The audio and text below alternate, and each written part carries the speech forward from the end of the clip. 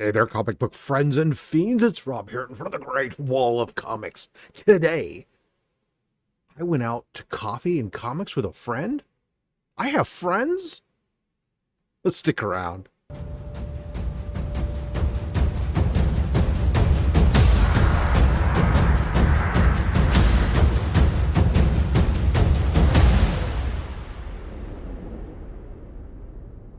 All right, so this is a little bit of a different Monday haul video.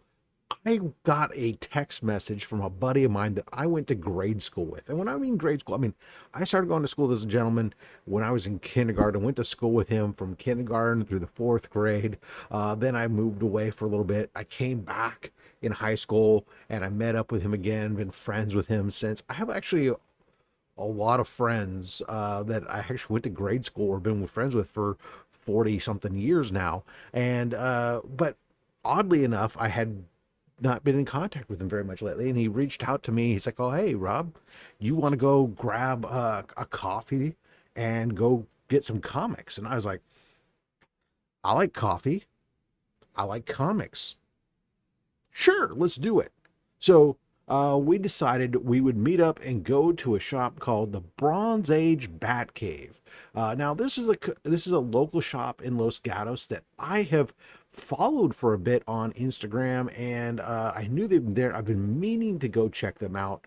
But quite frankly, I'm a creature of habit. I like my little shop that I go to that doesn't have a lot of back issues because it keeps me from spending a lot of money. But I decided let's go check out this shop, and this is the haul. Now, also today, after this haul, I got this package here from another buddy of mine that I went to high school with from his Kickstarter, and we'll crack that open and take a look at it. But first, the Bronze Age Batcave. Let's give you guys some Los Gatos downtown. We went and had coffee at a little coffee shop across the street. They had a farmer's market. That downtown was popping. At 9 o'clock in the morning, I could not believe there were people all over the place. It was amazing. Now, let's take a little quick tour of the shop, and then we'll take a look at the haul.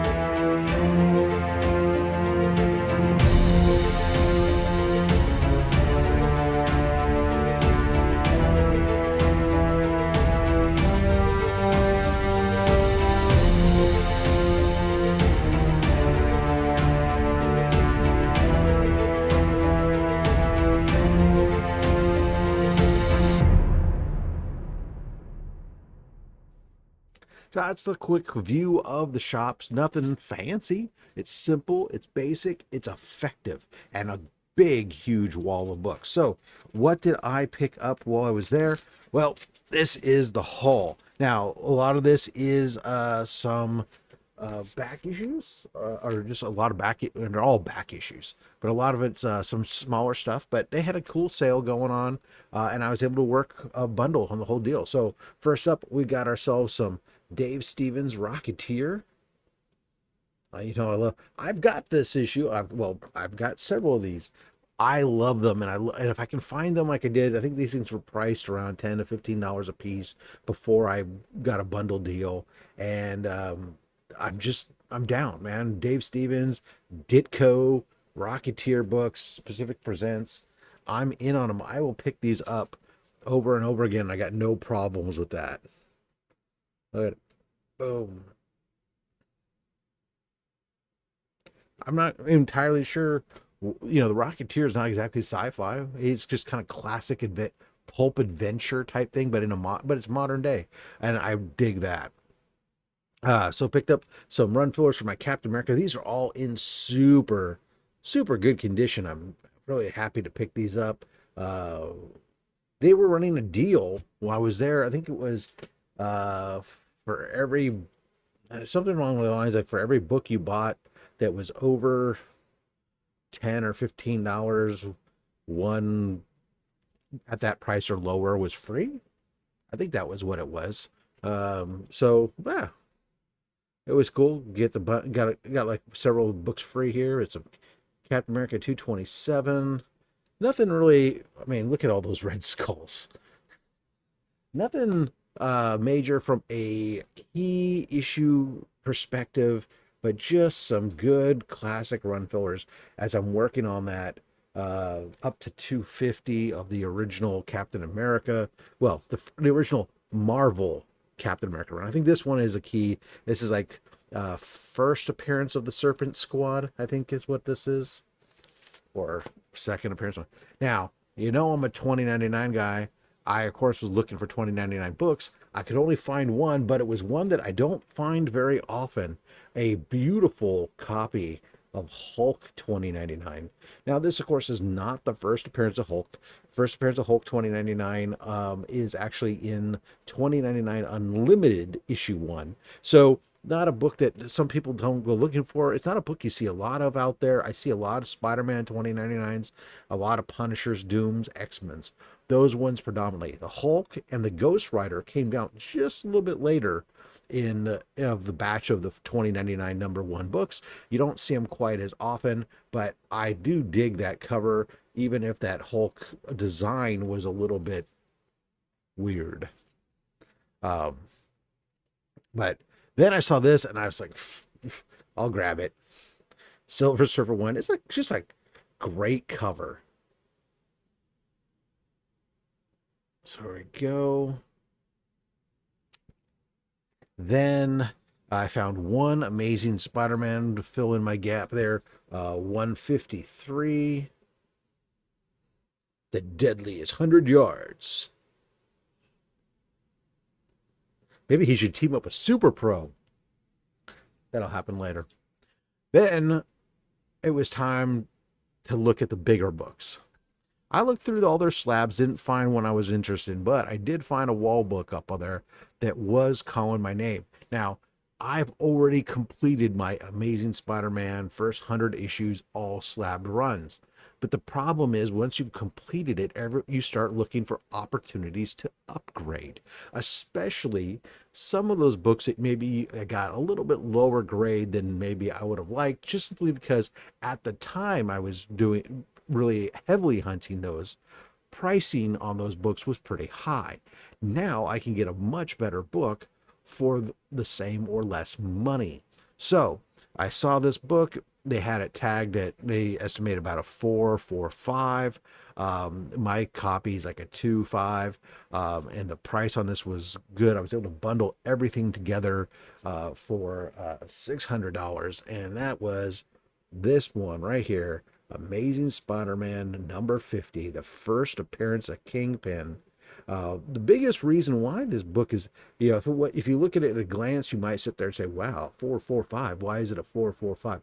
Well, the biggest reason is there's a small piece of tape up here that's covering a tear. Now, I might be able to get the tape removed. You'll have the tear to deal with. I'd have to do it very carefully. And that might help it because the tape will count as a defect. But ultimately, either way, it is a beautiful presenting copy. It's a nice upgrade from what I've got, and I'm super happy to add that to the collection. And eventually, I will take my current copy and I'm going to sell it. I know everyone's all thinking, you're going to donate your other copy to Comics Curing Cancer? No, I'm gonna actually sell that one and reinvest in my collection for once. So Bronze Age Batcave, overall, I thought it was a great little shop. I look forward to going back there again, especially the fact that the coffee shop is there across the street, it's not, it's not super convenient for me, so I'm not worried about like going over there all the time, but it isn't far away either. And so it's a super great shop for me to have in the back of my files when somebody says, hey, let's go someplace, and I can take them to that shop and we can go hunt for some books. Great counter full of back issues up on top, and then they had layers of short boxes below, so tons of back issues. And that's the biggest problem with my standard LCS shop. My regular LCS shop is a great shop for me for my weekly pickups because they have a lot of brand new books that they bring in. They will order me just about anything. Phenomenal. Where they lack is on back issues. They have a very small back issue section. They choose not to chase that part of the business. They focus on new business and gaming. So completely different things. I would never take somebody to my shop unless they just wanted to say, hey, let's go check out your weekly shop. But I would never take them there to go digging for comics because it's not the right type of shop. So Bronze Age Batcave on my list as a place to dig for comics. And the pricing was fair. All right. Now, here we go. This is my buddy. So Scott Morse, gentleman I went to school with, and he later got a job working in Pixar and for years and years, as well as he's worked for Marvel and Disney, and DC, and he's done work. For a lot of stuff with Scholastic. He's done some great graphic novels for kids, Zombies in the Dugout, The Magic Pickle, etc. Well, he recently did a collaborative project where he reached out to a bunch of industry writers and artists and whatnot, and created something called The Ink Runs Cold. And what it is a hardcover book, and it's themed around sci-fi and like noir mystery. And the concept was every artist or every collaborator would write a 1-page story. That's it. No, not 2, not 20 pages, nothing else. Just write 1-page story. And then Scott would do the illustrations for all of them. So that was really interesting concept because you got so many artists who got this opportunity, maybe didn't have a lot of time to do a lot of other stuff, but they have to do something creative, and so they have this chance to come up with a simple 1-page story. So anyways, it was a package I bought together. Of course, is a buddy of mine from high school, a friend of ours. So I went and picked up what was called the 1-2 punch on his Kickstarter, and that meant you got 2 copies of the book, but you got the regular copy here of The Ink Runs Cold, Short Stories, Space Crime Continuum, and then you also got the noir version, which of course was going to be just black and white. So this was really limited. So like the noir version, it comes with a little COA inside saying the noir, and it shows you that it's limited to 200 copies. So I have 164 out of 200, and you just see this is just oops. You get this 1 page, and you can see his each one of these is its own story, and it's just filled with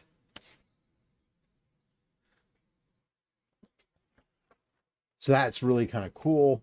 I dig that. And then let's see what else we got. So let's see the color version. The Ink Runs Cold. I think you can still get it. So, but here you go. So you can see this is like the version with coloring inside. Same book, but dodging a bullet. Or I guess maybe in this case, oh yeah, no, it is, because this is circular reasoning. So each one of these is different. And so there's like all these different artists inside here, and Scott Moser. Let's see who's some of the artists. Oh, here we go. So the artists in here, we got like Peter Talong, Alan Spiegel, Jeff McCland, Brad and Lisa Clarkson, Alec Binney. Anyways, just a slew of names on the backside of various contributors.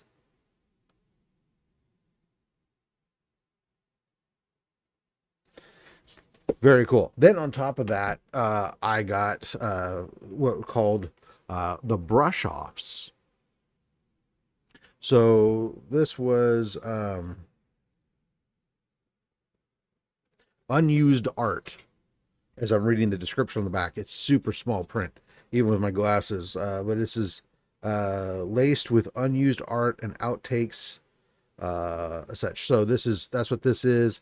And so these are a small little book here. It's just got art that he was done that wasn't included in the book.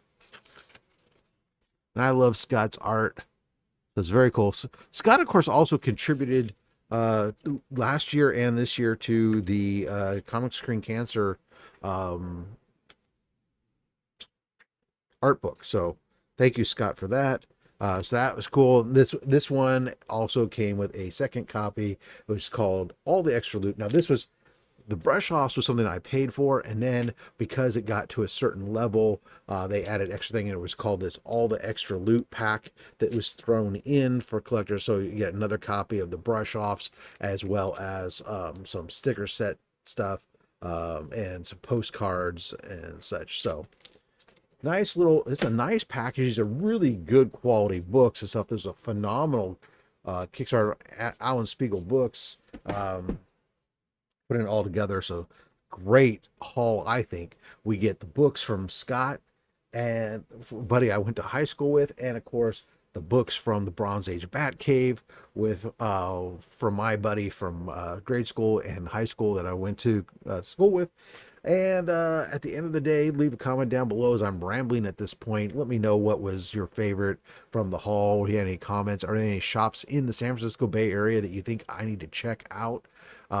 Maybe I'll do some more of these. We'll go on location and check these out from what you hear. If you know a shop in the San Francisco Bay Area, let me know. And especially in the South Bay. I don't want to go to San Francisco. I don't hate the city of San Francisco. Until next time, though, you collect what you want. Don't listen to anybody, including me, Fat Man, Fat Sack of Comics, Fat Opinion. You know how it ends. Thanks for watching.